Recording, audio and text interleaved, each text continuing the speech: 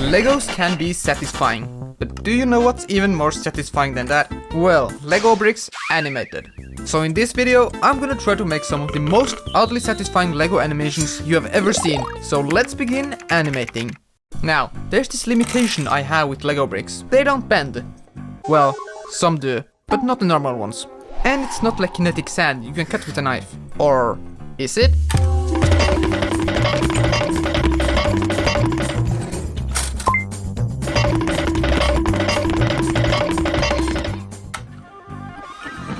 Well, I might not be able to cut a brick with a knife, but I can fake it with stop motion. If I just switch out this long piece with two shorter pieces, I can make it look like it's cut.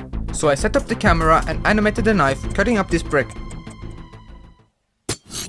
I really like it, so let's slice up some more stuff. I took this Lego figure and sliced him up. This tower of bricks. And just like Phil Swift, I saw this boat in half. And finally, I got this Lego house and cut it open to see what's inside. Now, next up, I'm gonna make a perfectly looping animation, because that's something people find satisfying, I guess. My idea is to make an animation where these domino-like pieces fall and then rise up by themselves. Then repeat this a couple of times until we have a perfectly looping animation. I built these domino pieces by using an illegal building technique where I put these cheese bricks between the bricks to hold them together to create these clean, studless domino pieces. With the domino builds ready, I can begin animating. And I have to make sure to be careful to not move the camera while animating, or else the video won't loop perfectly. To keep the blocks from falling over while animating, I tried using sticky tack to hold them up, but that wasn't working, so I used a mix of 1x2 bricks and these bars with sticky tack on the ends to hold them up instead. It took me over an hour to remove them later on in the editing, but we can all agree this looks better than this. After adding some sound effects, we get this. Now, I think I can make something a little better. I didn't really like how all the blocks moved the same. So I tried doing the same thing, but instead of all the blocks falling at the same time, I had every other block falling, while the other rose up. I began animating, and there was a lot of trial and error. But eventually I found the perfect length between the blocks, and then finished it. I'd have to say this one was a lot more satisfying. Oh, and yeah, I almost forgot to do this. I want to make an animation of some kind of machine that transforms bricks into something else. I'm thinking a machine that turns normal bricks into a paste made out of these cylinder bricks, kinda like those hydraulic press videos. I came up with the design for the machine. Here's the concept. We have the box with a hole in the top where the bricks will fall in and the machine will spit out the paste here. Hopefully it'll look satisfying. With the idea ready, I began building the actual machine. I began with the structure before adding any details. I then decorated it by adding some gears and using these printed tiles to get that industrial look. With the machine build done, I could start animating. This one was a lot easier to animate than the previous one. I shot each part separately, beginning with the blocks dropping in. After that, I did the pieces coming out from the front and finally animated the gears spinning. Oh, and I noticed this machine kinda looks like a sausage machine. Now for the audio. Sound design is one of the most important parts of making satisfying videos. We want that ASMR feeling. Let's hop on the PC and add some sound effects to the animation. I use Epidemic Sound to find sound effects and music. I'll leave a link to it in the description. But you can also record sound effects at home. For this animation, I'll need some machine sounds and sounds for the paste coming out. So I'll search for something that fits. When I find something that works, I'll download it and edit it in. And I also recorded some sound effects myself. With the sound effects added, we got a nice satisfying animation. I really like how the blocks drop in just like sand in Minecraft. I also did another animation with the same concept, but this time I added a conveyor belt to make it loopable. And I'm very happy with this one.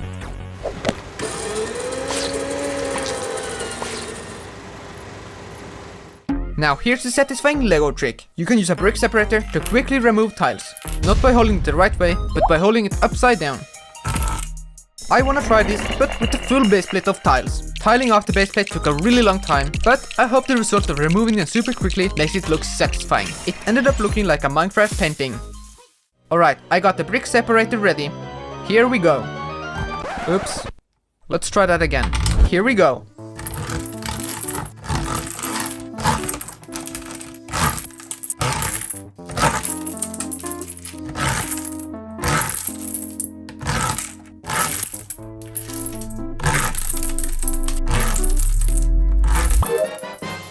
I would say that was quite satisfying, even though it wasn't an animation. Oh, and it destroyed 5 brick separators in total. I got an idea for the next satisfying animation, stretching bricks. I'll take a brick and then add a brick every frame to make it look like I stretch it with my hands, kinda like an accordion. For this animation, I'll have to animate my hands, which can be a bit tricky. The first attempt was really bad. It was very jittery and the hands were moving all over the place. But after a couple of attempts, I finally got one that looked good.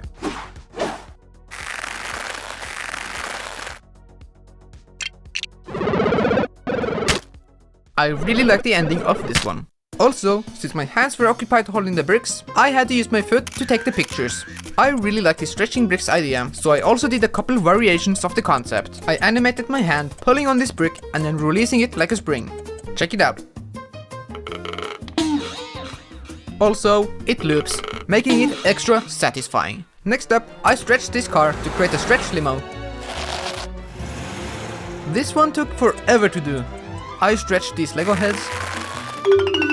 And finally I got this Lego figure and stretched him similarly to the brick earlier. This one also loops. And I'm not done with him yet. Just look at him smile, completely clueless of what's about to happen to him. I really like how you can shoot a rubber band with your hands, so I animated my hands doing just that with the minifigure. When something fits perfectly into a spot, it just looks so satisfying. Here you have a couple nice examples.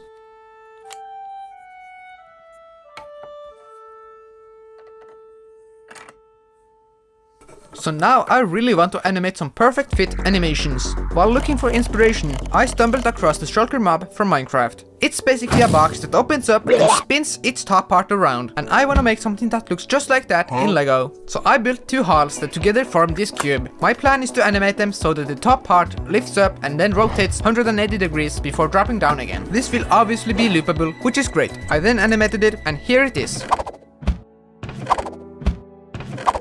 For the next animation, I built this Lego box and included these holes where these pieces then fit perfectly inside. I then animated this looping animation where the pieces go in and out of the box.